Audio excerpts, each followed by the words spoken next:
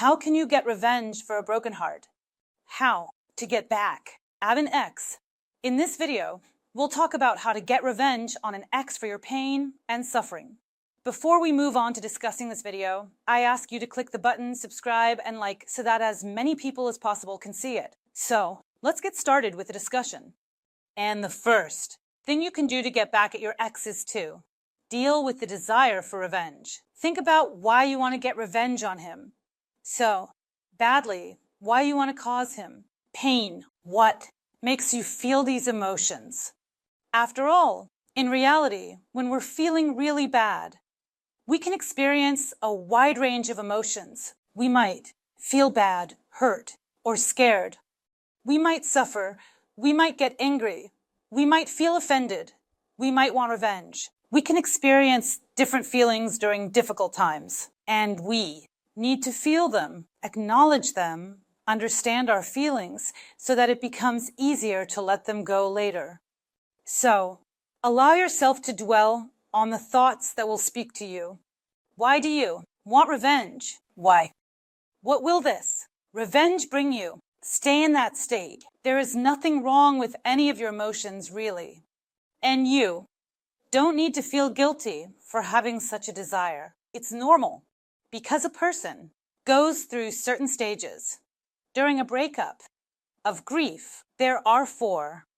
The first stage is shock. The second stage is denial. And it's precisely during the depression stage that such complex feelings arise when you want revenge.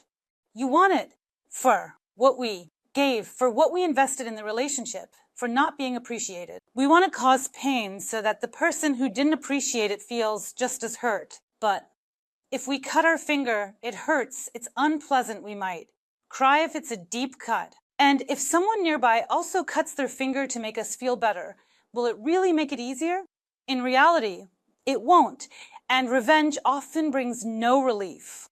Therefore, the best revenge here is actually to understand your feelings and allow yourself to experience and accept them, because you want to take revenge for the person not appreciating your contribution to the relationship, for not accepting what you invested, your immense feelings towards them. Next, ignoring is the second step on the path to the best revenge for your ex. Do not try to look for them. Do not try to call them. Do not try to monitor their social media. Your best revenge will be when your ex realizes that the breakup does not cause you much pain. It does not negatively affect you in any way. In other words, focus on your own feelings and try to understand that. The more you do so, you delve into your true feelings and give in to your inner state. That is, try to acknowledge your feelings, experience them. Then, after the stage of depression comes the stage of acceptance. And at this stage, after the stage of acceptance, healing occurs when a person already understands that nothing can be changed and begins a new life, and often a better life than before. Then get rid of their gifts. What is a gift? It's a unique thing from a close person, meaning that whatever a close, dear, loved one gives, this thing becomes priceless. It becomes precious. But since the person, let's say, no longer holds value in your life, then those gifts also hold no value. They will only take you back to a place you shouldn't return to. It's not necessary to throw them away or burn them.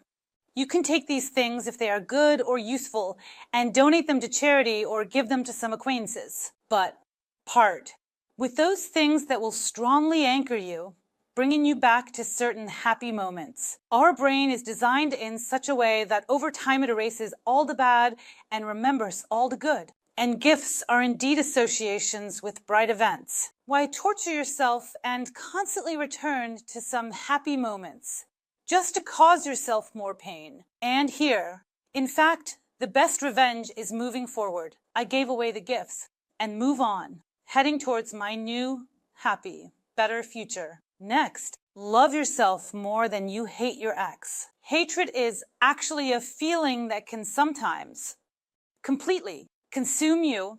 This feeling is actually very destructive. Yes, at the moment of separation, When a woman or girl is not appreciated, she doesn't get what she wanted. That is, we often get upset because of our expectations. A woman expected from this relationship that she already imagined herself as a happy wife, mother of 3 children, and so on. But this didn't happen, and she gets upset only because her desires and her understanding of what the relationship should be like were not fulfilled. That is, everything fell apart, and now she hates the one who didn't give her what she wanted. Therefore, try to focus more on yourself, on self-love. Try to take better care of yourself, to treat yourself. Create some pleasant moments, do something nice for yourself, indulge yourself. But there's no need to start a crazy race just to spite your ex. For example, posting yourself on social media in crazy outfits with new hairstyles and makeup so that he sees it. If you continue doing something for him, then you won't be able to exit the relationship in a healthy and quick way. From these relationships, in other words, it can drag on for a long time. Therefore, while sorting out your own feelings, think about what you cannot do. Think about what good I can do for myself to feel better, to make things easier for me. Try to separate yourself from the person who has already left your life. Don't keep pulling him back in with all sorts of convenient ways. And even when you realize that you want to do something so that he understands, for example, what kind of woman he lost, again, you direct all your energy there, and it becomes very difficult to move on through all the stages of a breakup. Next, visualize how you, for example, achieve revenge and what comes out of it. So, if the points we've already discussed don't stop you, and you firmly decided to take revenge, like, for example, I don't know, starting a relationship out of spite, think about what the consequences of your revenge will be. So, if, for example, you decided to quickly start a relationship to hurt your ex, then you'll cause even more pain to yourself and the third person you bring into this relationship, creating a sort of triangle where you love your ex, bring a new person into the relationship whom you naturally don't love. And you don't feel any emotions because you haven't let go of your ex yet, and you cause even more pain to yourself trying to affect your ex's feelings, and you hurt the new person. So think about where your revenge will lead you. And revenge is actually something very, very much like a boomerang. There are cases when, for example, someone sought revenge on an ex, and as a result, she got fired from her job or sought revenge on an ex and ended up completely alone. That is, her close ones turned away from her because she became so consumed by this revenge that she thought of nothing else. In other words, she became a very toxic, negative person. Therefore, think about yourself first and foremost when you shift all your focus onto yourself. Not about how bad it will be for your ex, or how good he has it now, or how to get revenge on him, but about how good it will be for me, about how I can get through this as comfortably as possible.